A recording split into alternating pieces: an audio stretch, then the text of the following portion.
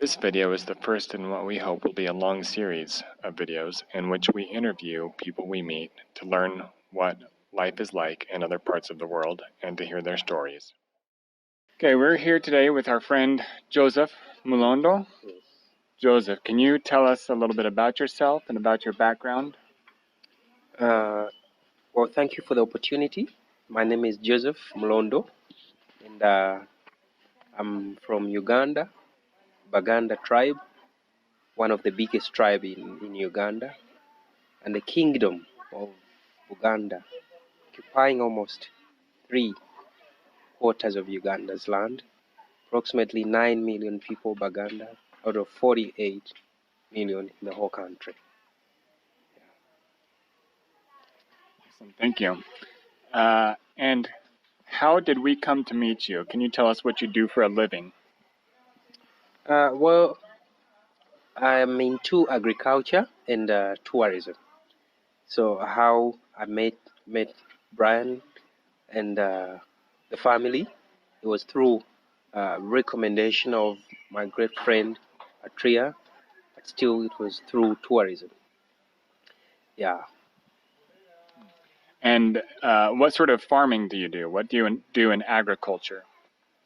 Specifically in agriculture, I do jinga farming. I don't do a lot of, I don't grow a lot of crops, specifically in jinga, because it's the only crop that doesn't need a lot of time and attention. So I saw I could mix up that with my tourism profession. So I'm mainly in jinga. Excellent, thank you. And how long have you been in tourism? It's approximately since 2009, if I'm not mistaken. I started as a tour guide, a voluntary tour guide at Kasubi Royal Tombs. It's a UNESCO World Heritage Site. And it's also where my ancestors are buried, the last 4 kings of Buganda. So that's how I was inspired to join tourism. Yeah, and now I do more than guiding because I also operate safaris in the Uganda's national game parks. Great, thank you. And can you tell us a little bit more about your Bugandan heritage, about your family? It gives me a great pleasure to talk about my family, Buganda Kingdom. It's a historical kingdom. This kingdom has, since according to oral tradition, it has had its first king in 1230, and it's been led by 36 kings. The current king is number 36. So Buganda is the kingdom that really started as a very small kingdom, but it grew at the expense of the neighbors by conquering land and assimilating the people, intermarried with them. They became members of our family. So I personally don't look at Buganda as a tribe. I look at it as a nation because of the intermarriages that were made with the neighboring tribes. Buganda is rich in history, culture, and some of the cultural sites are still in good condition, like the Kasubi tombs, the Wamala tombs, because each of these kings, they had their own palaces and they still stand. The other thing is Buganda still has a king. In 1993, there was reinstauration of monarchies by the current government. The king of Buganda, who is now number 36, was crowned to sit on his great ancestor's throne up to now. The king is not political as it sounds. It's an heritage or majestic honor, but it's just ceremonial, more ceremonial, not political. However, we look at the king as a unifying leader, a leader that touches several, touches people's lives in healthy, education, social, and economical. Yeah, and that's His Majesty Kabaka Ronald Mwenda Mutebi II. He's the current king of Buganda. That one is my uncle because his father was a brother to my grandfather. So, you told us a little bit about how the Bugandan people choose their next king, which I thought was an interesting story, and probably a lot of other people think that's interesting as well. Can you tell us a little bit about how they make that decision? Yeah, well, it is true. It's interesting, but we have rules of succession. First of all, the firstborn son of the king never becomes a king, simply because he's the lead of the family. So he takes care of the family. I mean, if there's anything within the family, it's settled by the firstborn son, and he's given a title of Chiwewa. So he cannot at the same time be given the responsibility of the throne. Therefore, the king may choose from other sons. It has to be a son. It might be his direct sons or his brother's sons or his brothers. And if the king dies without picking, we have the clans, the clan chiefs, the clan leaders. They sit and observe among the royal members who is really capable of keeping the throne for the next generation. Yeah. Excellent, thank you. So a couple more questions that we hope to ask all the people that we interview, or most of them at least. First of all, can you tell us a story?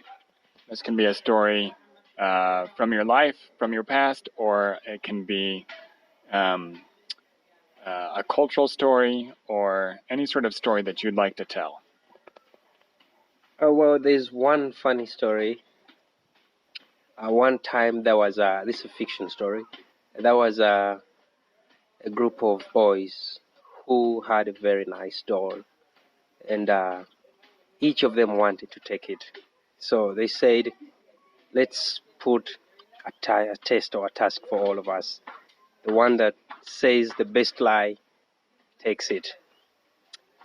So when the pastor was moving around, he found these boys confused. What's going on? They say, no, we want to tell. The one who tells the best lie takes the doll.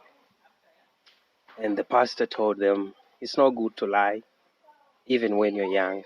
So the kids asked him, you've never lied when you're young? He said, no, even when I was young, I never lied. So the kids said, we give him the doll. So he was actually the best liar then. Yeah. All right, thank you. And the last question that I want to ask you is sort of a two-part question. What is your hope for the future? What are your dreams? And what is difficult about getting to where you want to be? What's difficult about achieving your dreams? Well, my dream is generally to grow big in these two sectors, not to satisfy my desires, but to help others. Because when I look at these two skills, where I got them, I also got them for free. I mean, when I went to Kasubi, it was a free thing that inspired me to come into tourism. Also in agriculture, it's the same thing. So I would like to see myself first on the other side of agriculture, is to have more farmers engaged in this kind of activity commercially, and also having good prices for their crops. How can we really achieve this is coming into adding value on these crops, such that people and the consumers and the buyers can both benefit. The other thing in tourism is, I think the best way we can show humanity to the wildlife is, continuing to stay in tourism, building good tourism facilities like trucks, accommodation.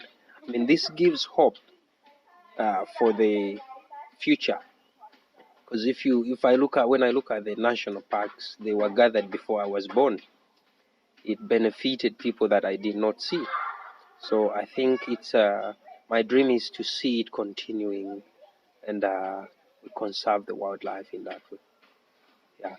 Sometimes it's a bit hard because the resources.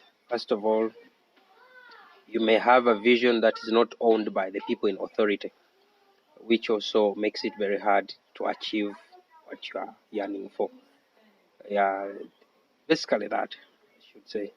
If we had a forum, or let me say a forum, where we can air out this kind of views and we air them, I mean, something like if you have your seed and put it in the right soils, that's what I mean with our views.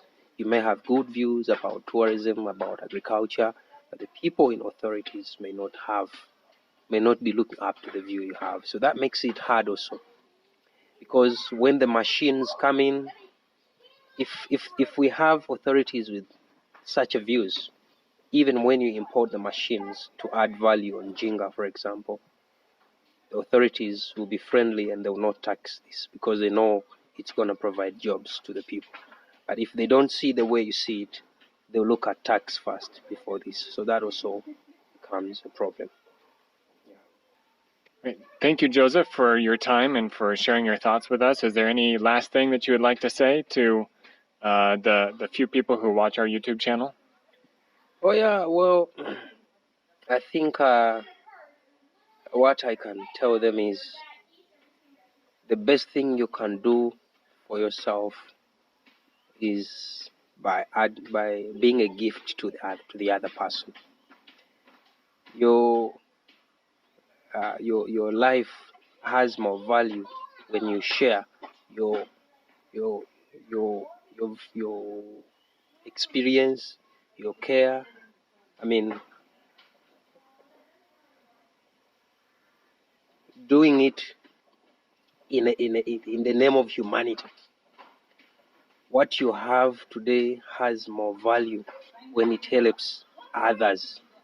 For example, a teacher is not a teacher to teach him or herself. The skill of being a teacher is to teach others. A doctor is not a doctor to treat him or herself. It's to treat others. So what you have acquired in life can have more value when you share it with others. That's the message I can give to the viewers.